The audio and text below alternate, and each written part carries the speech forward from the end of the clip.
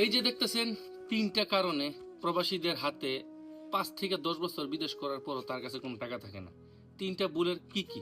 প্রায় 90% প্রবাসী ভুলটা করে। আমি কিভাবে জানি? আমার সাথে হাজার হাজার প্রবাসী থাকে, তাদের সাথে প্রত্যেকদিন ওঠা বসা আছে, এবং তাদের থেকে জানার পরে আমি এই সিদ্ধান্ত নিয়ে ভিডিওটা তৈরি করলাম। প্রথম যে ভুলটা হয়েছে, আপনি বিদেশ আসার 2-4 বছর আপনার কাছে কোনো ক্যাশ থাকে না। সংসারের খরচ, ভাই বোনের লেখাপড়া করানো, বিয়ে দেওয়া, এবং আপনার যে টাকা ঋণ করে আসছেন, এগুলা সবকিছু সমাধান করতে আপনার প্রায় 3-4 বছর চলে যায়। 3-4 বছর পর থেকে যখন আপনি আরো 3-4 বছর পর্যন্ত টাকা জমাইছেন, বা 5 বছর টাকা জমাইছেন, জমাই একটা দালান বাড়ি করছেন, ওই দালান বাড়ি করার পরে দেখা গেছে ওই প্রবাসীর কাছে কোনো টাকা থাকে না।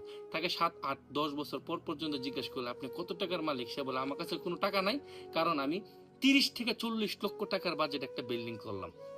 এটা সবচেয়ে বড় মেজর প্রবলেম। এই প্রবাসী একটা বিল্ডিং এর তলা যখন 30-40 লাখ টাকা সে খরচ করে, তখন সে ওই বিল্ডিংটা কাভার করতে করতে তার জীবন থেকে 10 থেকে 15 বছর চলে যায়। একবারে 70% প্রবাসীর 15 বছর ইনকাম দিয়ে একটা 30 লক্ষ টাকার বাড়ি করে, 70% প্রবাসী। আর এই 40 লক্ষ 30 লক্ষ টাকার বাড়ি করার পরে মনে হাতে গোনা কয়েকজন প্রবাসী আছে যাদের কাছে টাকা থাকে। সর্বপ্রথম যে বড় ভুলটা। দ্বিতীয় ভুলটা কি করে? ওই টাকা সে বাড়িও করে না, ঘরও করে না, কিছু করে না, টাকাগুলো জমা রাখে ব্যাংকে। সে সবকিছু খরচ করে 10 বছর পর তার ব্যাংক অ্যাকাউন্টে 15 লক্ষ টাকা আছে। এটা দ্বিতীয় ভুল। এই 15 লক্ষ টাকা ব্যাংকে রাখার পরে দেখা গেছে ওই টাকার কোনো মূল্য থাকে না, টাকাগুলোর দাম কইমা যায়।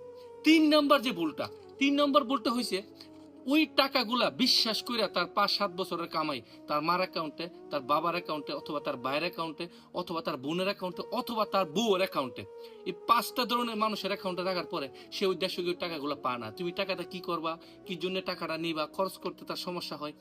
এই 3টা ভুল কখনোই করবেন না। টাকা এই 3টা ভুলের কারণে কিন্তু প্রবাসীর কাছে থাকে না।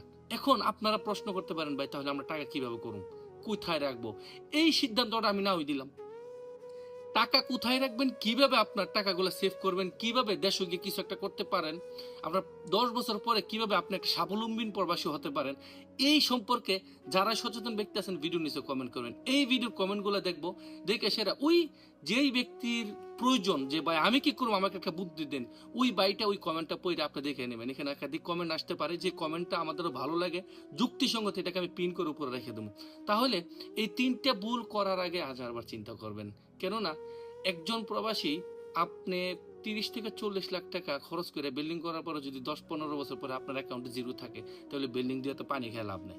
কি রে ভাই, বিল্ডিং দিয়ে পানি খেয়ে লাভ আছে?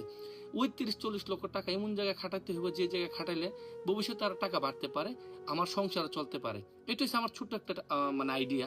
আর আপনি কি করবেন, আপনার ওইটা কমেন্ট বক্স থেকে দেখে নেবেন। ভিডিওটা বেশি বেশি শেয়ার করবেন।